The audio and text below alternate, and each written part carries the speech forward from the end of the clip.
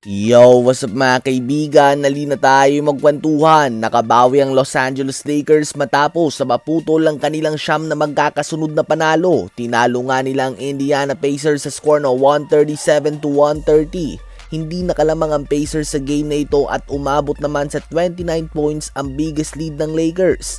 43.6 rebounds and 7 assists si Luka Doncic. Ito na nga ang kanyang 11th straight game na gumagawa ng higit pa sa 30 points. 25 points and 8 assists din si Austin Reeves. 23 points, 9 rebounds and 9 assists si LeBron James. At 21 points, 10 rebounds and 2 blocks si Jackson Hayes on 9 of 11 shooting sa field. Ang Lakers ay may 13 wins and 2 losses ng record sa kanilang last 15 games. Si Victor Wembanyama naman ay nagtala ng solid 19 points, 14 rebounds, 7 blocks and 3 steals sa game laban sa Memphis Grizzlies at ginawa niya lamang ito sa loob ng 27 minutes of playing time upang pangunahan ng San Antonio Spurs sa panalo sa score na 123-98. 19.7 rebounds din si Devin Vassell, 15 points, 9 assists si Stephen Castle, 15.7 rebounds si Keldon Johnson, 13 points, 8 rebounds si Julian Champagnie at 10 points, 5 rebounds and 6 assists naman si Dylan Harper.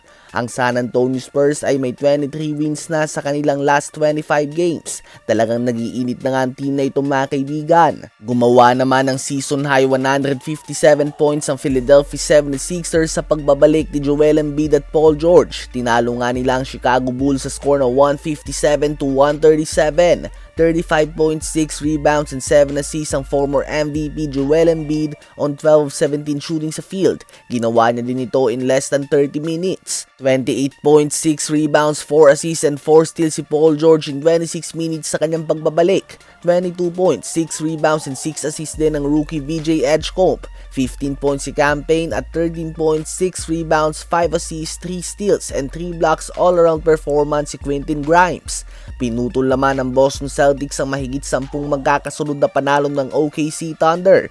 Kahit na nagtala ng game-high 33 points and 8 assists ang MVP Shai Gilgeous-Alexander, hindi nga ito naging sapat at nakuha pa din ng Celtics ang panalo sa score na 119-109. 31 points, 8 rebounds and 8 assists si Jaylen Brown, 19 points, 12 rebounds, 7 assists and 3 steals si Jason Tatum, 14 points si Peyton Pritchard, 13 points si Neemias Queta at 12 points, 6 assists naman si Derrick White. Halimaw na performance naman ang pinakita ng Denver Nuggets All-Star Duo sa 142-135 win laban sa Dallas Mavericks ay nagtala si Jamal Murray ng 53 points, 6 rebounds and 4 assists, habang 23 points, 21 rebounds and 19 assists naman si Nikola Jokic. Ito nga ay matapos lang din niya na gumawa ng 21 points, 17 rebounds and 17 assists last game. Ito na mga kaibigan ang ikalimang sunod na panalo ng Denver Nuggets.